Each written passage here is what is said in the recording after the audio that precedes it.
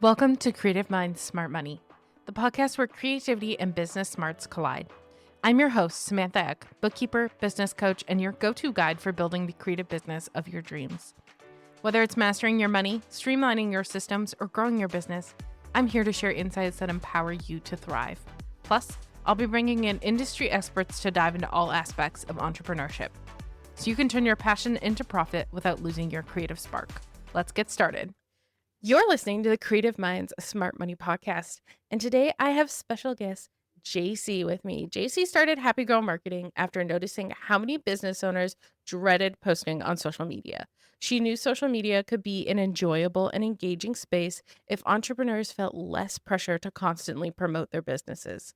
With a background in business, she earned her bachelor's degree in 2020 and her MBA in 2021. Passionate about making social media a fun and vibrant place, she helps business owners create a stress-free and enjoyable online presence.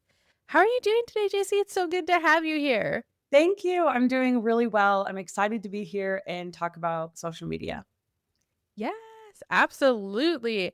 I want to preface this episode by saying that I personally work with Jayci, and she's like an amazing social media manager. I never feel any stress. Her and her team are amazing. So if you guys are looking for someone, I definitely recommend Jayci. But let's dive in. Tell me a little bit about yourself, what you do, how you got into social media, and what makes you love it or at least not hate it.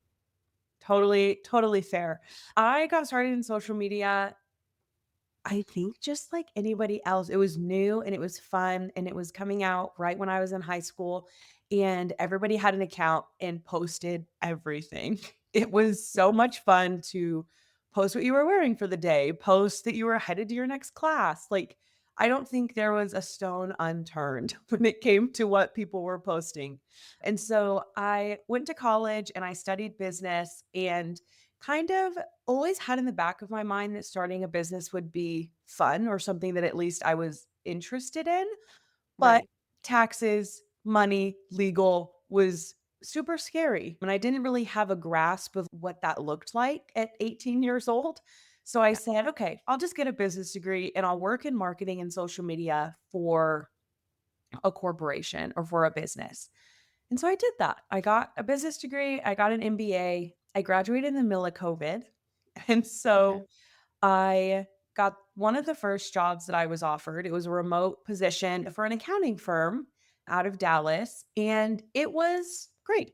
I enjoyed the work that I was doing, but I always felt like there could be something more. Yeah. And so I started to freelance on the side just for extra creativity. I was working from home. It was super lonely. And it was also still COVID. And so I got a job freelancing on the side and fell in love. I didn't realize all of the pieces that fell into freelancing and how Yeah. creative and liberating and fun that it could be. And so I started to freelance more and more and bring on more clients. And at that point, I had realized I don't think corporate is for me.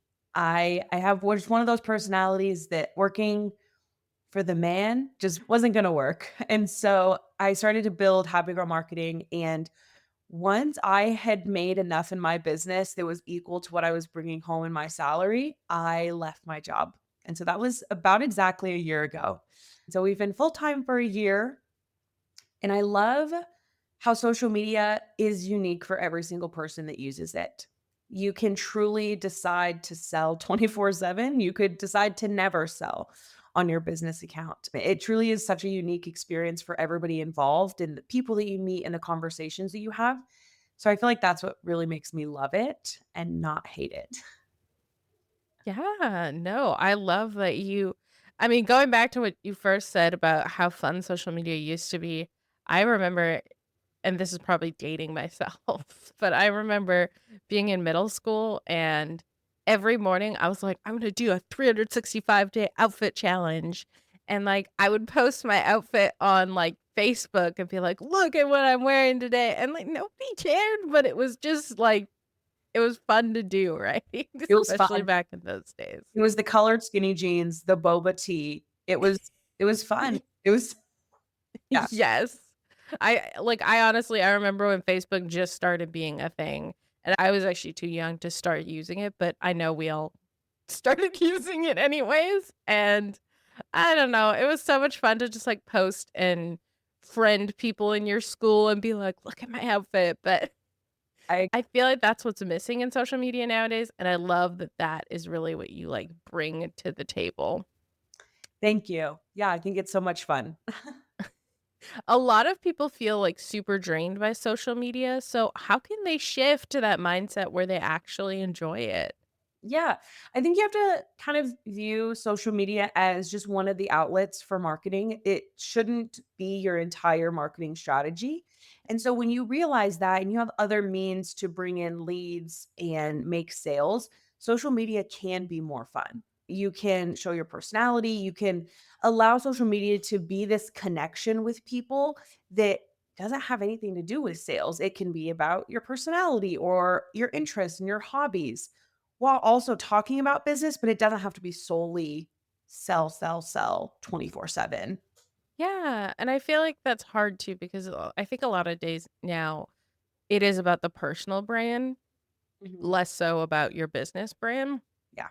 So a lot of people feel this pressure to, like, I guess, perform, but Mhm. it's like, just be yourself and you're gonna attract the right people. Do the goofy dancing thing if you wanna do it.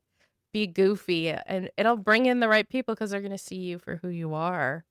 I agree, and I tell people all the time that if you're not happy in social media, I truly believe that you just haven't found your corner of the internet yet, because Yes. your people are there, the people that have similar interests and hobbies and enjoy the goofiness, those people are there, and if you feel like you're in more of a I don't even know a good just like an environment that doesn't feel like you just haven't found your corner yet, and I encourage you to keep searching and posting and finding those people that are like you.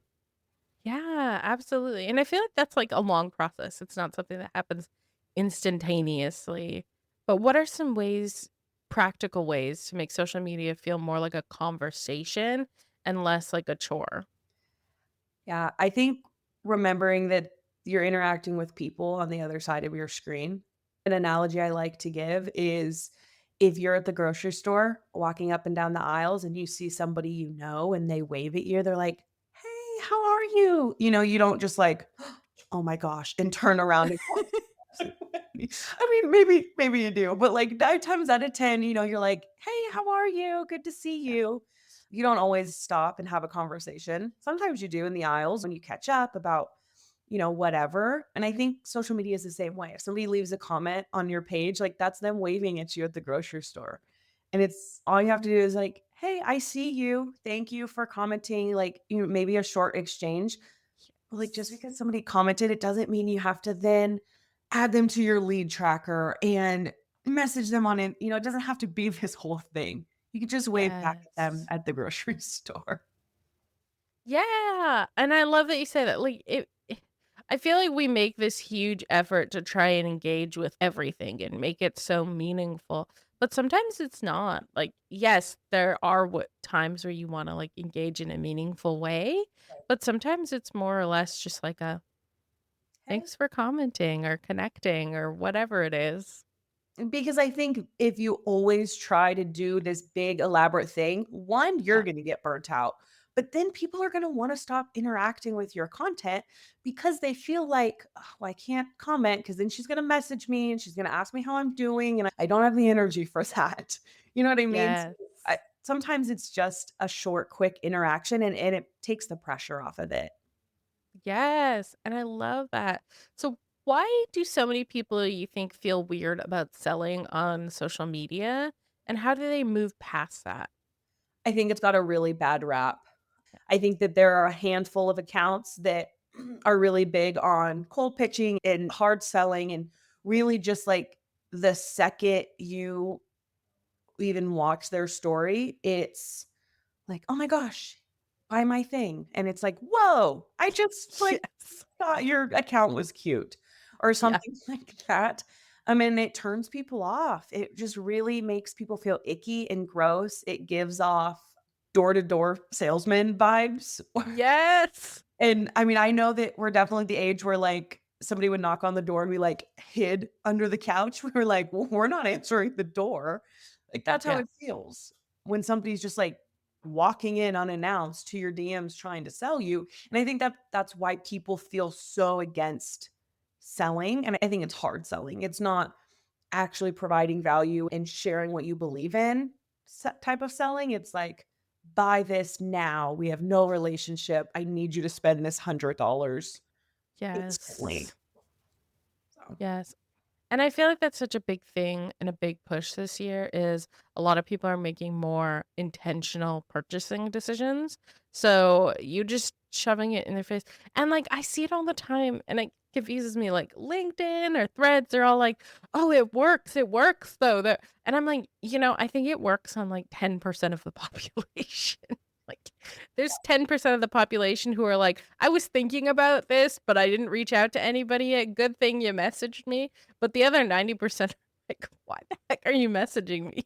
yeah, and it's not a personalized experience. Like if I'm Yeah. spending money on something, I want to know who I'm buying it from and just like get a good vibe from that person. Yes. I don't think I've ever bought anything from somebody just randomly messaging me telling me I have to have it. Yeah. And it kind of makes me think of another point that I talk about a lot, and it's just selling doesn't have to be rooted in negativity. You don't have to cold email me and tell me that my business sucks and that I should buy Yes. your product. Like, that's not doing what you think it's doing. At least for me, it's not. Yes. And I think that's so important because, like, you can be super friendly and supportive and engaging instead of having, like, I think what they call it is, like, the mean girl marketing, where you're like, "You're not doing it right. You're not doing it right." And I'm like, "That doesn't make anybody feel good in any way." You shouldn't have to put people down. You should be, in my Yes. opinion, at least, providing enough value that people recognize that they might have a gap in their Yes. process, in their biz, whatever, and see you as a solution, not, oh my gosh, she told me I'm awful. Now I have to invest in it. Like, bad. Yes. Yeah, I feel like you also like, in terms of that, if you're marketing that way, I feel like you also get those types of people who are doing the emotional spending, so they're not going to be your ideal client, Yeah. because they're gonna reflect on that and say, "Oh, well, I suck, so I'm gonna buy this from you," and they're gonna get into your program or whatever and not get exactly what they need out of it because they're coming in from that emotional state Yeah. and not coming in from that state of, "I actually wanna purchase this." And then it ends in regret, and then Yes. you're having to issue all of these refunds. It's just this big cycle, and, like, then you have to start over again. So it, like, doesn't actually result in high quality sales. Yes. So what is your favorite way to sell that feels really natural and engaging and non-pushy? I think always providing more value than, like, putting more emphasis on the value than putting it on the sale.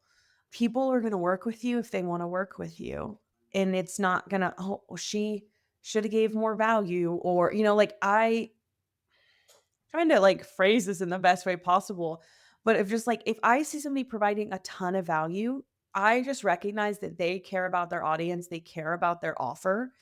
Yes. That makes me wanna buy more versus being super shady and not actually telling me what you're selling, not providing any value at all.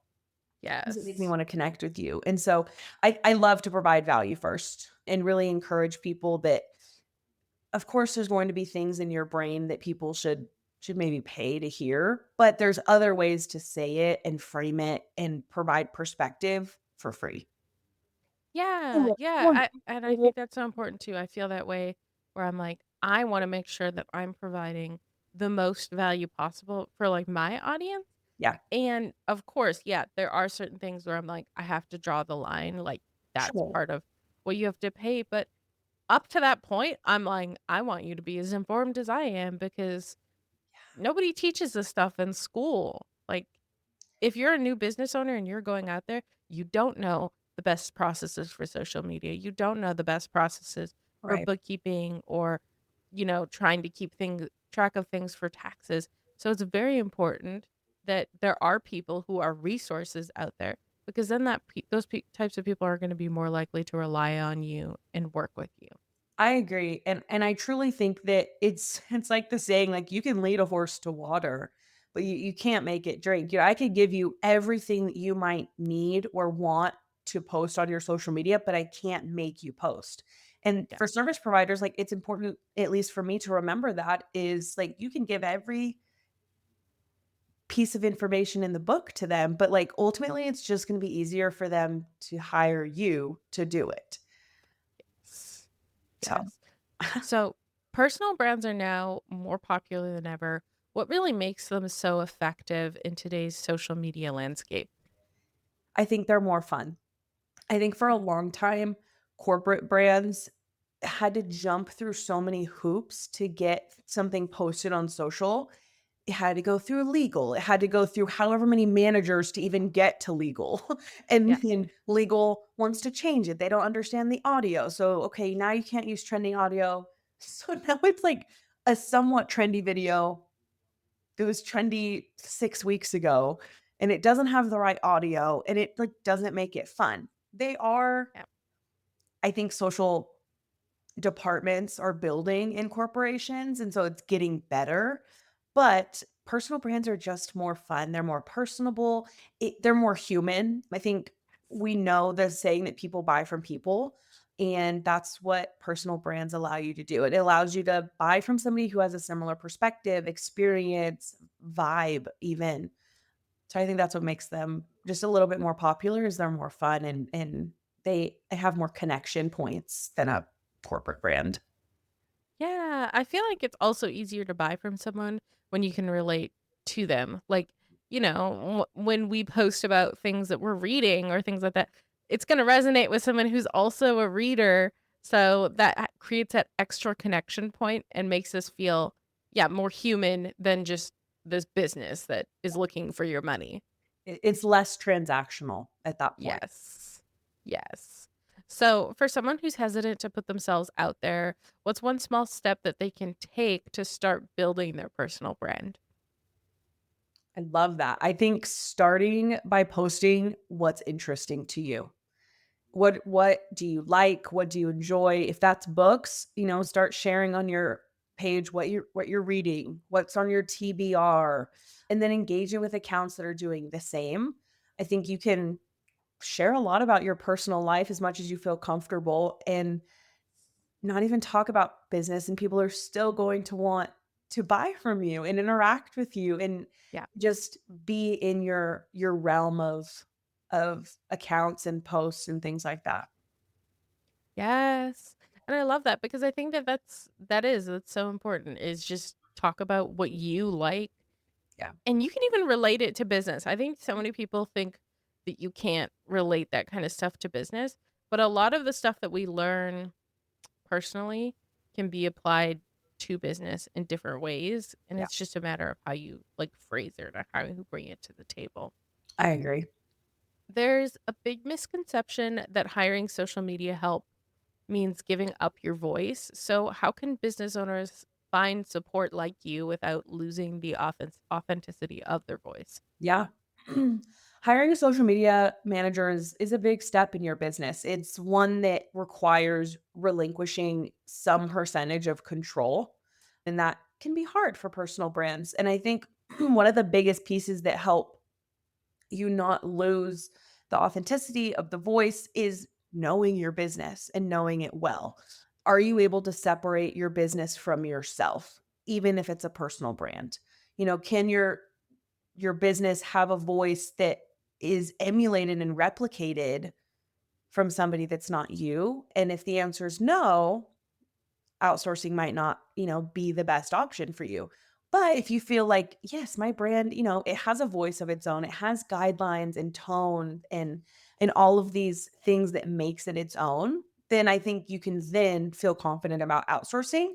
But if you don't have those guidelines and the voice work and things like that, if it's not laid out beforehand, when you hire a social media manager, if they don't have anything to work with, they're going to kind of fall into their own voice or their own kind of way of saying things if it's not laid out kind of beforehand. Obviously, I think that social media managers, have the opportunity to ask questions and even just clarifying the voice and the tone, but you have to know it for yourself, or else it's going to be really hard then to approve content, to be okay with content going out, Yeah. if that makes sense. Yeah, no, I feel like that's 100%. And I feel like I really do feel like it should also be a communication thing. Like it's not a Mhm. one and done where you're like, yeah, here's how I'm supposed to sound. Like that's it. Like I feel like the more you grow together as, a social media manager and a business owner, the more it just gets better because it's gonna take time for them to it's the same thing as me with bookkeeping, like, I don't go to someone's books and I'm instantly like, I know exactly what I'm looking at, I know exactly what I'm doing. Yep. Takes me 2 to 3 months to fully get comfortable in anybody's set of books, and I'm sure it's probably similar. It takes you 2 to 3 months to be like, "I know what this person is looking for, I know what they like, now I can fully, like, do what's best for them and their business while also maintaining their kind of voice, but also what I know is best for them as a business." Yeah, 100%. And I think being able to your point of communication, being able to communicate what you like and don't like Yes. is extremely helpful for that service provider, for your social media manager, your copywriter, whatever you're hiring in that creative space. Know what you like and what you don't like. It's not helpful to anyone Yes. to just say, like, I don't know. I just don't Yes. like it. And it's like, that's not helpful. What don't you like about it? Is it the tone? Is it the the voice? What about it do we need to change? Because then, at least on our end, when we get those revisions, we make a note of that. And so we know, okay, Yes. the client doesn't like this. Next time we're going to try this or alter it a different way. Um, but if we don't have anything to work with on that other end, it's kind of just like throwing spaghetti at the wall. Yes. Yes. Absolutely. And I think that's important in any service provider relationship is communicating that because you're giving up a part of your business. Mhm. And it's not saying like you can't be involved in that. It's more just how do you communicate that? So what are some options for outsourcing social media at different stages of business? Ooh, I think there's an option for everyone, and I also think that there's a space for everybody on social media. I just felt like that was a good time to say that everybody belongs on social media if you want to be there, but there's an option for everybody. I think a really accessible option is pre-made content ideas, content calendars, something for you to then execute. It's done with you, kind of. You can take that, it's super accessible, it's at a lower price point, and then you can execute the content ideas, the creation in whatever means you would like. The next would be content creation. This is where somebody creates content for you, delivers it to you, and you can kind of decide when do you want it to go out. It sometimes people will provide copywriting, sometimes they don't. So maybe you do the copywriting for that. But it's a way to get those graphics and video edits done for you, and then you can finish the other half, which is the posting or the copywriting, things like that. And then the final piece would be full social media management, where you have somebody coming up with the ideas, executing them, but then acting and engaging on your behalf for your account. So they are replying to comments, starting new conversations for you in the DMs, and ultimately managing your account. So if you didn't want to log in every day, you don't have to. So to branch off of that, how can someone decide what parts of social media they actually enjoy and what they should delegate?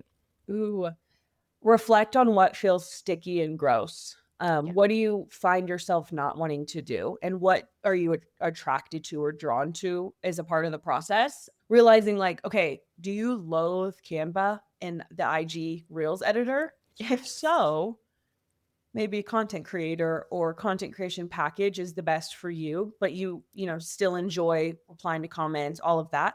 If you don't even want to be on the app, you don't want to know what goes out there, but you have to kind of be there, social media management might be the best option then for you. Truly you're like, I can't give out any control. I have to have a say. I have to just be in control of all of it. Awesome. Maybe a strategy would be helpful. maybe having just a consultation or advisory type service over your content would be helpful to ensure it's strategic and talking to the right people. So I think there's a piece for everybody. You just have to recognize in the process, what do you loathe, hate, not want to do? What do you love? And if none of that, find something to outsource completely. Yes. I love that. Okay, so if someone listening wants to improve their social media experience today, what's the first thing that they should do? Have fun. It's okay to have fun. It's okay to enjoy to be on the app, and it's okay to not talk about business. Yes. It's also okay to talk about business. Like, if that's what really lights you up and that's what makes you happy, talk about it. That's okay. Whether you like it or don't like it, either way, it's okay to lean into that. If I think are having a hard time having fun and it's because of the selling piece or the business piece, don't do it for a little bit. Take a break.